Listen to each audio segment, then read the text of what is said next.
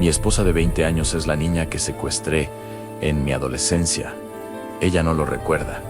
No sé por qué estoy escribiendo esto. Tal vez porque necesito sacarlo de mi pecho antes de que me vuelva completamente loco. Tal vez porque si no lo cuento ahora, nunca tendré el valor de hacerlo. O tal vez porque en el fondo sé que mi vida está a punto de explotar en pedazos y necesito dejar constancia de cómo sucedió todo, de cómo llegué hasta aquí, a este momento en el que estoy sentado en mi auto afuera de mi propia casa, temblando, sin atreverme a entrar, porque no sé cómo voy a mirar a los ojos a la mujer que amo. Mi nombre es Andrés Antengo, 36 años. Llevo 20 años casado con la mujer más increíble del mundo. Tenemos 3 hijos hermosos: An Mateo, de 18, Valeria, de 15, y el pequeño Santiago, de 11, vivo en una casa acogedora en las afueras de la ciudad. Trabajo como gerente de ventas en una empresa de tecnología y hasta hace exactamente 48 horas creía que tenía una vida normal, una buena vida, una vida que, aunque no era perfecta, era honesta y construida sobre cimientos sólidos. Pero resulta que toda mi existencia ha sido una mentira, o peor aún, ha sido una verdad tan retorcida, tan imposible, que ni el más creativo de los guionistas de Hollywood podría haberla imaginado. Mi esposa Laura, la mujer con la que he compartido más de la mitad de mi vida, la madre de mis hijos, la persona que conoce cada una de mis cicatrices, cada uno de mis miedos, cada uno de mis sueños. Es la niña que ayudé a secuestrar cuando tenía 16 años. Y ella no lo recuerda. No tiene ni la más remota idea. Sé que suena imposible. Sé que suena como el argumento de una película barata. Créanme, he pasado los últimos 2 días repitiendo una y otra vez en mi cabeza: esto no puede ser real. Esto no puede estar pasando. Pero está pasando, es real. Y ahora tengo que decidir qué demonios voy a hacer al respecto. Déjenme retroceder. Déjenme contarles cómo un chico de 16 años terminó involucrado en algo tan horrible, y cómo ese mismo chico, 2 décadas después, descubrió que el universo tiene un sentido del humor absolutamente enfermizo. Crecí en un barrio complicado. Mi padre se fue cuando yo tenía 8 años. Mi madre trabajaba doble turno en una fábrica. Llegaba a casa exhausta, apenas con energía para preguntarme por la escuela, antes de desplomarse en el sofá. Yo no era un mal chico. No realmente. Sacaba notas decentes, no me metí en peleas. Pero a los 14 años, cuando tu ropa viene de donaciones y tus compañeros te recuerdan constantemente que eres pobre, que no eres nadie, empiezas a buscar lugares donde sí encajes. Lugares donde te hagan sentir que importas. Así fue como conocí a Javier, a Carlos y a Marco. Eran mayores que yo, del barrio, pero parecían tener todo resuelto. Siempre tenían dinero, ropa nueva, respeto. La gente les tenía miedo, y yo, que había pasado años siendo invisible, encontré algo seductor en eso. Al principio, era solo pasar el rato. Ellos hacían trabajos pequeños, vendían cosas robadas, cobraban deudas. Yo solo observaba. Me sentía parte de algo, sin realmente hacer nada malo. Pero las cosas escalaron.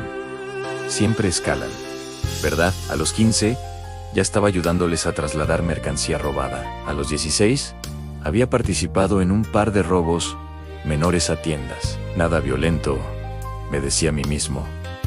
Nadie salía lastimado. Me convencí de que solo estaba sobreviviendo, haciendo lo necesario para ayudar a mi madre. Pero en el fondo, sabía la verdad.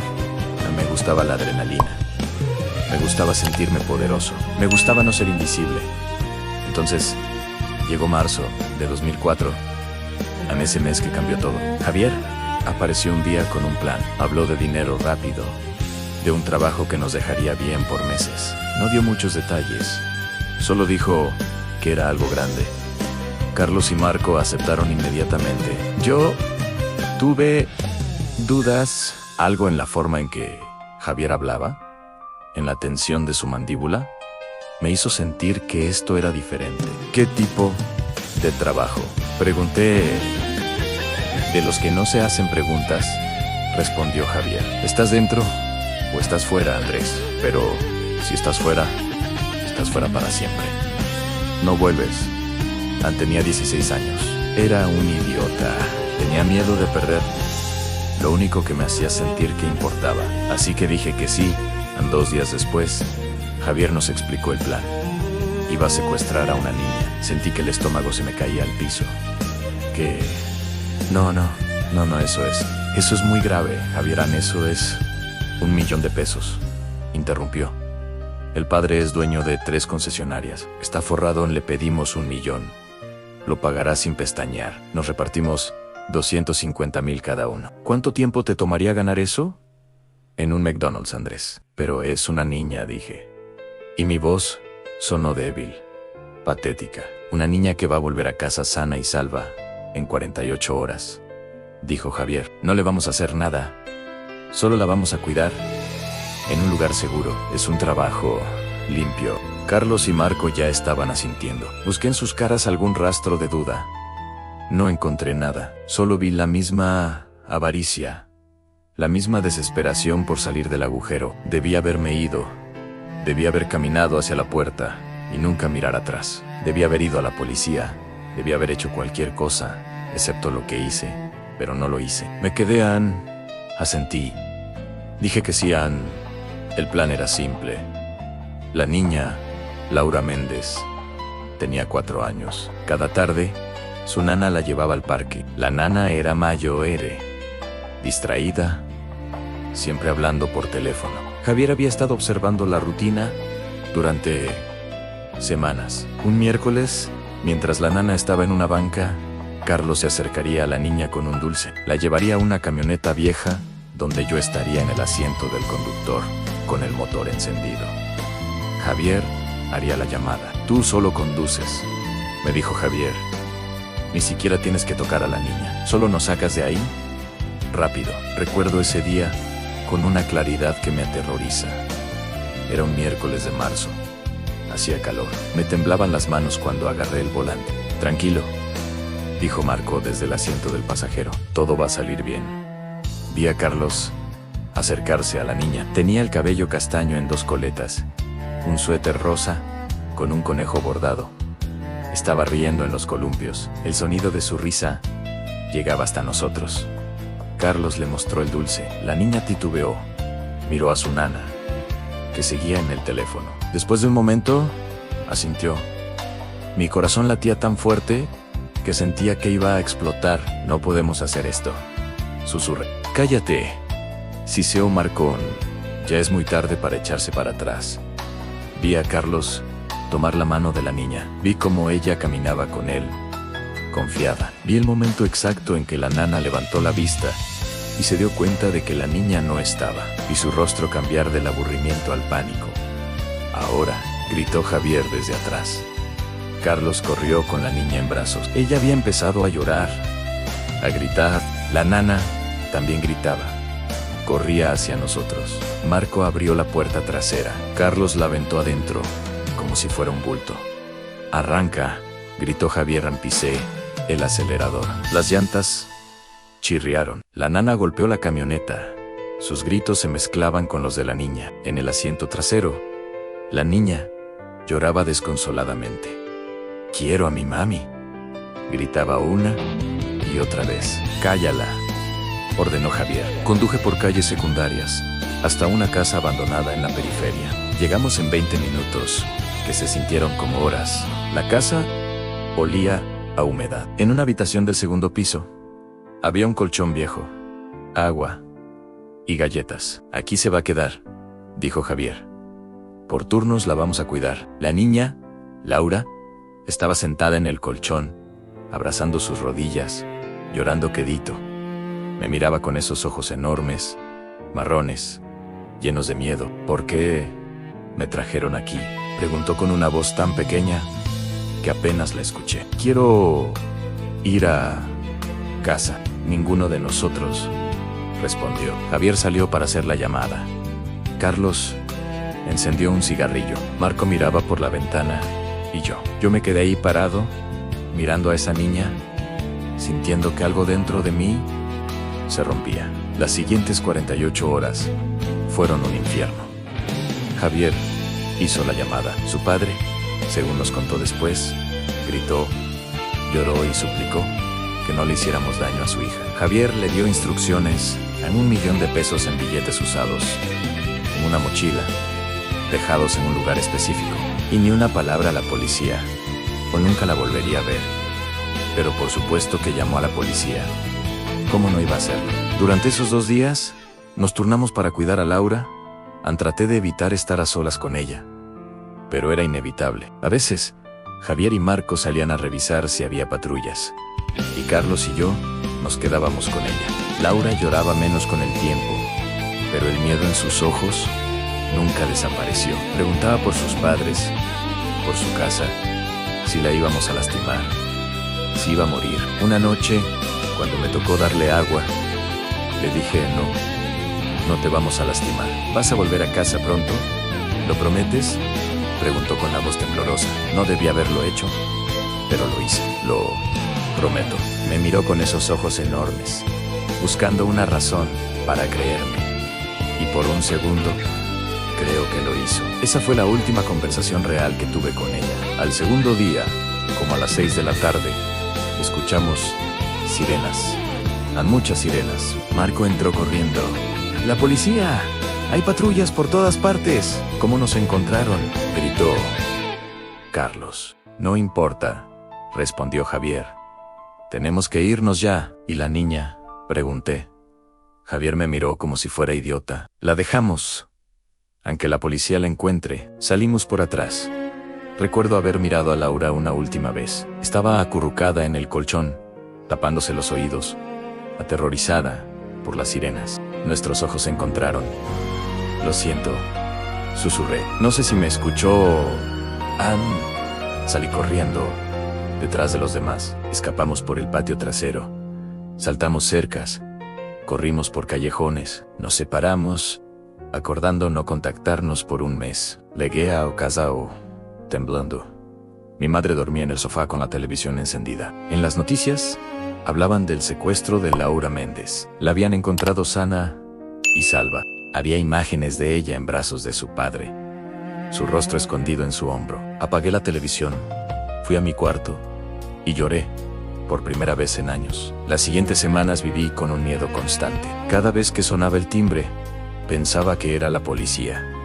No dormía, apenas comía, pero nunca vinieron por mí ni por ninguno de los otros. Resulta que Laura, tan pequeña, no pudo dar descripciones útiles. Recordaba que éramos muchachos grandes, pero nada más. No había evidencia.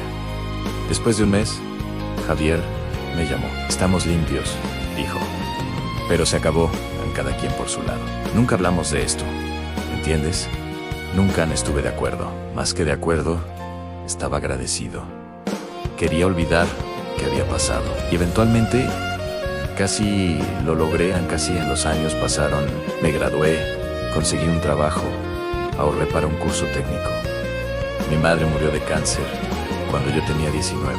Javier, Carlos y Marco desaparecieron de mi vida. A los 20, conocí a Laura Bueno, a la mujer que se convertiría en mi esposa. No la Laura que había secuestrado, claro, o al menos no lo sabía entonces.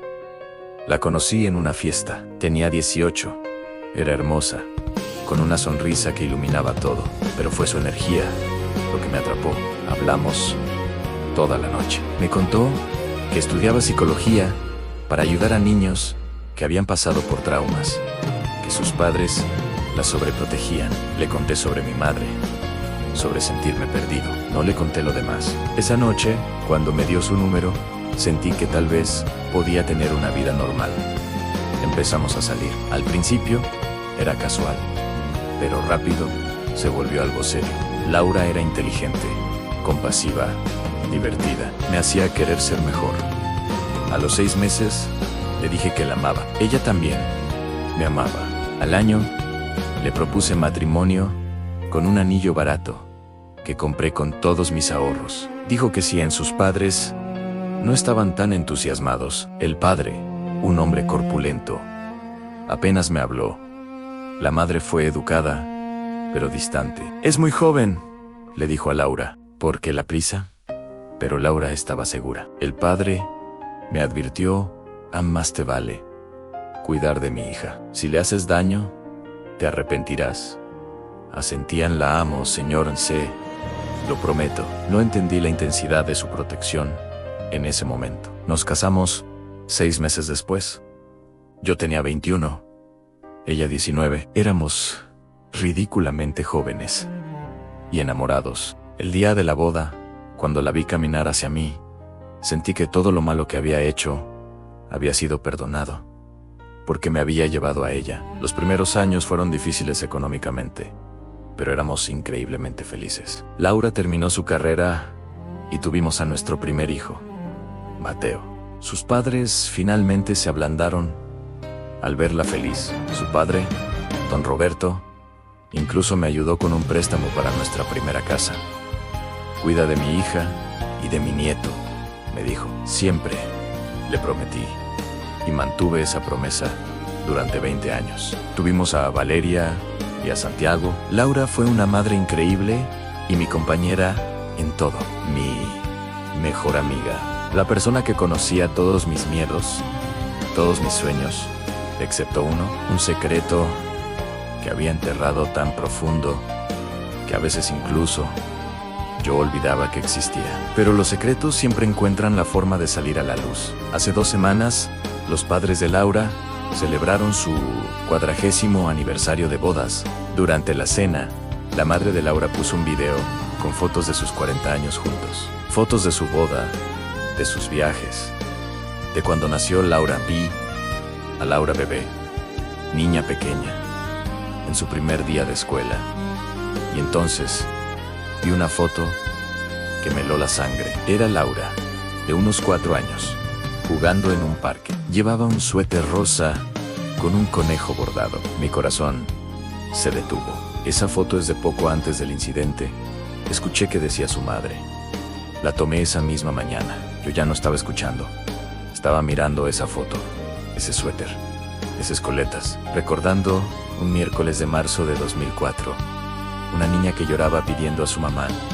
No podía ser. El universo no podía ser tan cruel, tan retorcido, pero lo era. Lo supe con una certeza que me destruyó por dentro. Mi esposa, la mujer que amaba, la madre de mis hijos, era la niña que había ayudado a secuestrar 20 años atrás. El resto de la noche fue un borrón. De alguna manera logré mantener la compostura, sonreír en los momentos apropiados y responder cuando me hablaban, pero por dentro me estaba desmoronando.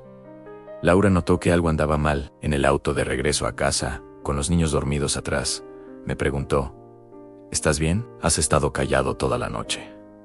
Estoy bien, mentí, solo, cansado. Me miró con esos ojos que conocían cada parte de mí, buscando la verdad. Seguro, puedes decirme si algo te está molestando. Casi lo hice en casi.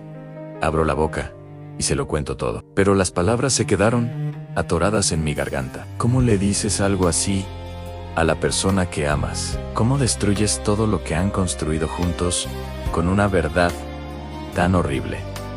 Estoy seguro, dije, solo necesito dormir. Esa noche no dormí nada. Me quedé despierto, mirando el techo, con Laura acurrucada contra mí, respirando suavemente. Mi mente no podía dejar de reproducir esos 2 días de marzo de 2004. No podía dejar de ver a esa niña pequeña llorando en ese colchón sucio, preguntando por qué la habíamos llevado ahí, preguntando si iba a morir. Y ahora, esa niña era mi esposa, la mujer durmiendo a mi lado, confiando en mí completamente, sin saber que yo era uno de los monstruos de su peor pesadilla. Excepto que ella no recordaba su peor pesadilla. Al día siguiente, cuando Laura se fue a trabajar y los niños a la escuela, me encerré en mi oficina e hice algo que nunca había hecho. Busqué información sobre el secuestro de Laura Méndez. Encontré artículos de periódico de marzo de 2004, reportes que detallaban cómo Laura, de 4 años, había sido secuestrada de un parque por al menos 3 hombres jóvenes. Como su familia había recibido una llamada pidiendo $1.000.000. Como la policía la había encontrado 48 horas después, en una casa abandonada. Pero lo que más me impactó fue un artículo de seguimiento, publicado 6 meses después. Hablaba sobre cómo Laura había desarrollado amnesia postraumática. No recordaba nada de esos 2 días. Los psicólogos infantiles dijeron que era el mecanismo de defensa de su cerebro, una forma de protegerla del trauma. Laura es una niña resiliente, citaban a doña Carmen diciendo, está recuperándose bien. Los doctores dicen que tal vez nunca recuerde lo que pasó, y eso podría ser lo mejor Senchi náuseos. Durante 20 años había estado casado con ella, había dormido a su lado, había criado hijos con ella, sin tener ni idea de que era la misma niña. ¿Cómo era posible? Como no lo había visto antes. Pero la verdad es que Laura había cambiado mucho desde los 4 años. Su rostro maduró, su cabello creció, su voz cambió. Y yo había hecho todo lo posible por olvidar esos 2 días, por borrarlos de mi memoria. Nunca busqué activamente recordar su rostro. Además, cuando la conocí, ella tenía 18 años. ¿Cómo iba a conectar a una joven universitaria brillante con una niña aterrorizada? Nunca me dijo su apellido completo al principio. Solo Laura y su familia. Nunca hablaba del secuestro. Era un tema completamente tabú. Pasaron los días, luego las semanas. Seguí con mi rutina normal, pero por dentro estaba destrozado. No podía mirar a Laura sin sentir una culpa aplastante. No podía tocarla sin recordar cómo había llorado en esa habitación abandonada. Laura definitivamente sabía que algo andaba mal. Me preguntaba constantemente qué pasaba, por qué estaba distante, si estaba enojado con ella. Le mentía, le decía que era estrés del trabajo, que estaba cansado, que todo estaba bien, pero no estaba bien. Nada estaba bien. Una noche, después de acostar a los niños, Laura se sentó frente a mí en la mesa de la cocina.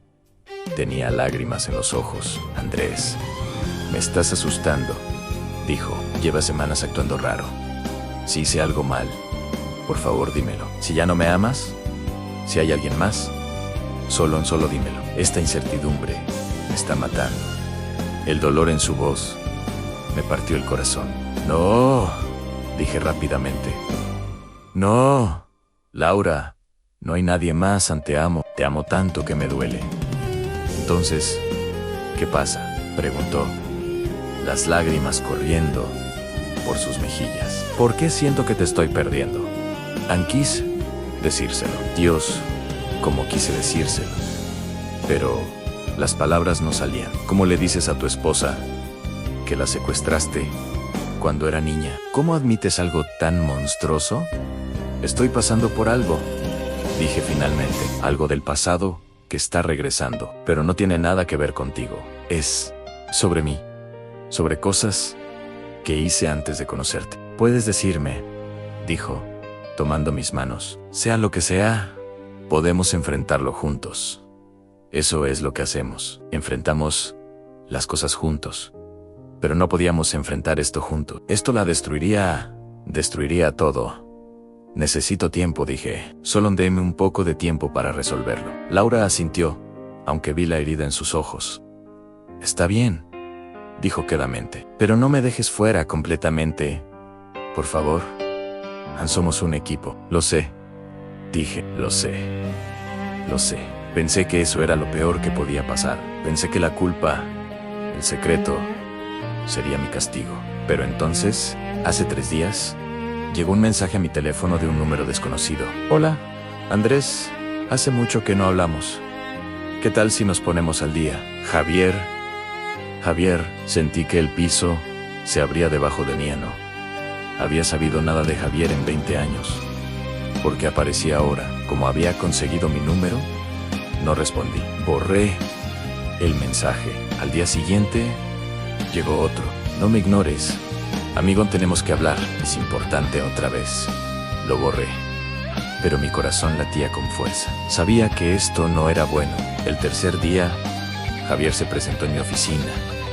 Estaba sentado en la recepción, cuando salí de una junta. Se veía mayor, más delgado, con arrugas profundas alrededor de los ojos. Vestía ropa desgastada, pero sus ojos eran los mismos tan fríos. Calculadores, Andrés dijo, levantándose con una sonrisa que no alcanzó sus ojos. Qué bueno verte, hermano. No era mi hermano, nunca lo fue.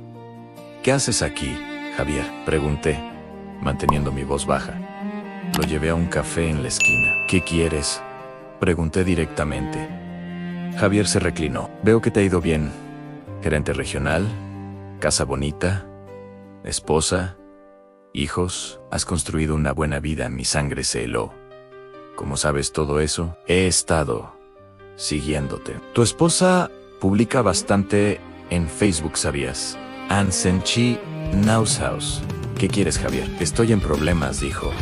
Debo dinero, mucho dinero. A gente que no perdona deudas. Eso no es mi problema. No. Se inclinó hacia adelante, porque pensé que podríamos ayudarnos mutuamente. Tú me das, digamos, 500,000 pesos, y yo me olvido de que alguna vez nos conocimos. Me olvido de marzo de 2004. Me olvido de todo. Ahí estaba en chantaje. ¿Me estás amenazando? Solo te recuerdo que ambos tenemos secretos que proteger. 500,000 pesos no es tanto para alguien como tú. Es solo un pequeño préstamo entre viejos amigos. No tengo tanto dinero. Claro que sí, no puedes conseguirlo. Tienes una semana, Andrés. Una semana para conseguir el dinero. O empiezo a hacer llamadas. Tal vez a tu esposa. Tal vez a la policía. ¿Te imaginas los titulares? Tu vida perfecta se vendería abajo. Me levanté tan rápido que la silla cayó. Vete al infierno, Javier. Una semana, repitió. Te contactaré con los detalles. Y Andrés, no hagas nada estúpido. Tengo evidencia guardada. Si algo me pasa, sale a la luz automáticamente. Se fue, dejándome temblando de rabia e impotencia. Esa noche, sentado en mi auto, afuera de mi casa, mirando las luces cálidas, supe que tenía que tomar una decisión. Podía pagarle a Javier, pero el chantaje nunca termina. Podía ir a la policía, pero eso significaría prisión, perderlo todo, y que Laura descubriera la verdad de la peor manera. O podía decirle a Laura, confesarle todo antes que Javier. Respiré profundo y entré. Laura estaba en la cocina. Cuando me vio, sonrió. Hola, amor. ¿Cómo estuvo tu día? La miré. Vi a la mujer, fuerte, hermosa, compasiva. Vi a mi compañera, mi mejor amiga, mi todo. Y supe que tenía que decirle la verdad, sin importar las consecuencias, porque merecía la verdad. Ann siempre la mereció. Laura, dije, y mi voz se quebró. Necesitamos hablar. Laura dejó la cuchara y me miró. Su sonrisa se desvaneció. ¿Qué pasa, Andrés? Me estás asustando. Necesitamos hablar, repetí, a solas, en el estudio, con la puerta cerrada. Mis manos temblaban. ¿Estás enfermo? Por favor, dime qué pasa, suplicó, sus ojos llenos de miedo. Me senté y ella tomó mis manos. Lo que voy a decirte, comencé, va a cambiarlo todo. Probablemente va a destruir nuestra familia. Pero mereces saberlo. Solo dímelo, dijo, con lágrimas asomando. Lo enfrentaremos juntos. Pero sabía que no podríamos no después de esto. Respiré hondo. Cuando tenía 16 años, hice algo terrible, algo imperdonable. Le conté todo, sobre Javier, Carlos y Marquán, sobre el plan, la camioneta, el parque. Le conté sobre el secuestro de una niña. Vi su confusión convertirse en horror. ¿Secuestraste a una niña?, susurró, soltando mis manos como si quemaran. Sí, confesé, las lágrimas cayendo. Fue lo peor que he hecho en mi vida. ¿Por qué?, gritó. ¿Por dinero? Era joven, estúpido, desesperado, dije, sabiendo que no había excusa. Laura se levantó, alejándose. Dios mío, estuve casada 20 años, con alguien que no pudo terminar. ¿Por qué me dices esto ahora, después de 20 años? Porque la niña que secuestré eras tú. El silencio fue absoluto. ¿Qué? Susurró. Laura Méndez. Dije, tenías 4 años ante. Llevaron de un parque. Te encontraron 48 horas después. Desarrollaste amnesia postraumática. ¿No recuerdas nada? Su rostro se volvió blanco. No, repetía, retrocediendo. Eso es imposible. Vi la foto en el aniversario de tus padres. Continué. El suéter rosa, con el conejo, a ese día en el parque. Te reconocí, eres tú. Laura. No, gritó, un sonido desgarrador.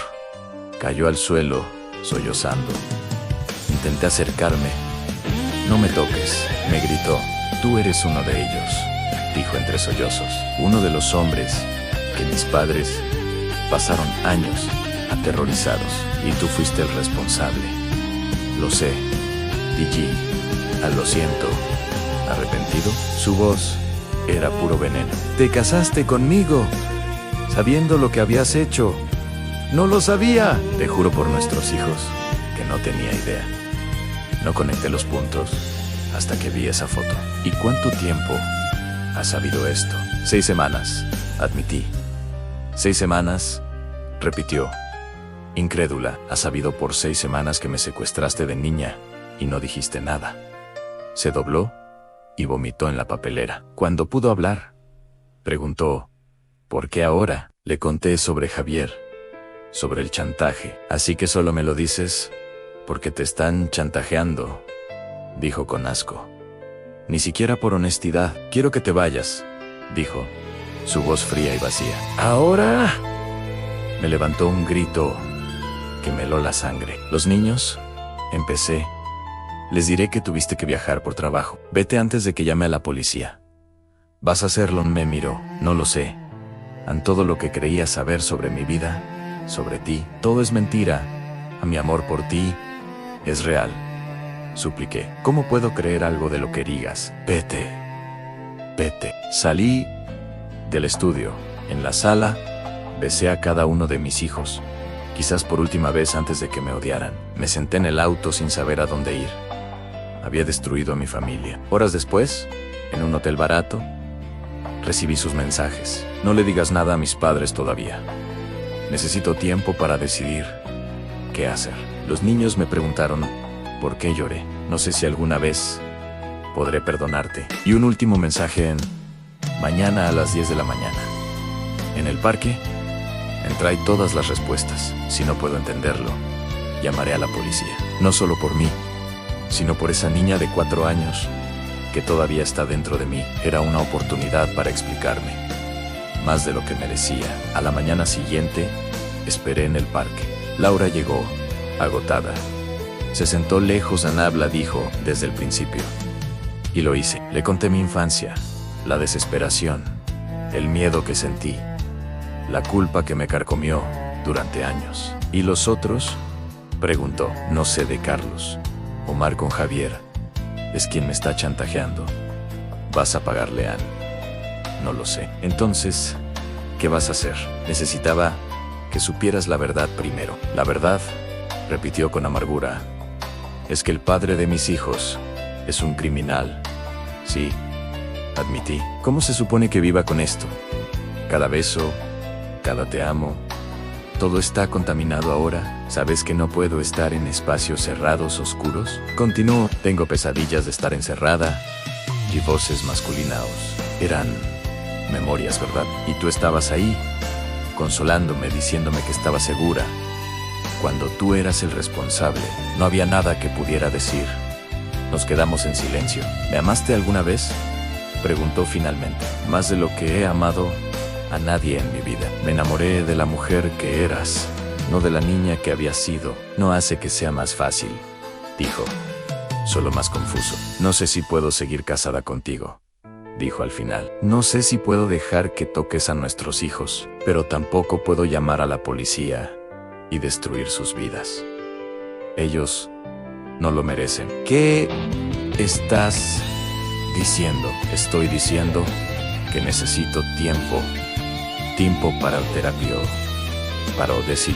Mientras tanto, te quedarás lejos. Asentí. Lo que necesites. Y respecto a Javier, no le pagues. Ve a la policía. Confiesa todo. Por primera vez, haz lo correcto. La miré, sorprendido. Iré a prisión. Dijen, tal vez. Pero esto nunca se resolverá hasta que enfrentes lo que hiciste. Tenía razón. Esa misma tarde, fui a la policía y confesé todo. 2 días después, se lo conté a sus padres. Don Roberto intentó golpearme. Su madre lloraba sin consuelo. Sal de mi casa, me dijo su padre. Me arrestaron hace una semana. Estoy en libertad, bajo fianza. Irónicamente, don Roberto pagó al abogado. No para ayudarme, sino para asegurar que el proceso fuera justo. Javier también fue arrestado. Los niños lo saben. A Mateo no me habla. Valeria llora cuando me ve. Laura está en terapia y está recuperando memorias fragmentadas. Y yo espero el juicio. Mi abogado dice que podría recibir una sentencia reducida. Pero ya no importa. Ya lo perdí todo. Laura me dijo la semana pasada que va a pedir el divorcio. No puede perdonarme. No la culpo. Los secretos siempre salen a la luz. El pasado siempre nos alcanza. Y algunas cosas, no importa cuánto tiempo pase, son imperdonables. No soy el hombre bueno que fingí ser. Soy el chico de 16 años que tomó una decisión que lo destruyó todo. Y tendré que vivir con eso por el resto de mi vida. Gracias por seguir esta historia. No olvides suscribirte.